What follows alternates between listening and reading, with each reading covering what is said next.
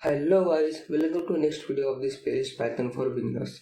Currently in this playlist we are exploring OOPS concept, and in this video we will be exploring hierarchical inheritance. So without wasting any time, let's learn this concept by moving to our destination folder. So this is our destination folder as you can see. Now let's open this folder in VS Code. So the folder has opened in VS Code. Now let's open today's file, which is hierarchical inheritance, and today is day 52. The definition of hierarchical inheritance is that a hierarchical inheritance is the type of inheritance in which a single base class is inherited by multiple derived class, which means it is exactly opposite of multiple inheritance that I have taught you in previous videos. So there will be only one base class but multiple children class. So assume that there is only one parent and the parent has multiple childs. I have demonstrated the same concept in this Python file only. Now let's explore this concept using practical implementation. So first is class user. These are two methods. Then after that, this is class student and it has inherited class user, and the two methods are enroll and checkout.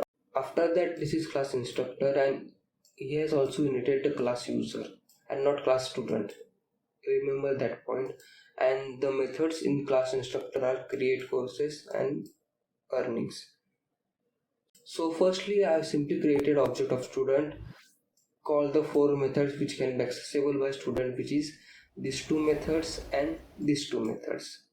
After that, I have simply created object of class instructor and call the four methods which can be accessible, which are these two methods and these two methods.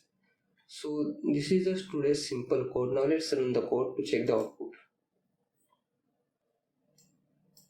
So the program has run without any errors, and the output are checkout in student class, which is this, then enroll class, then login and register output.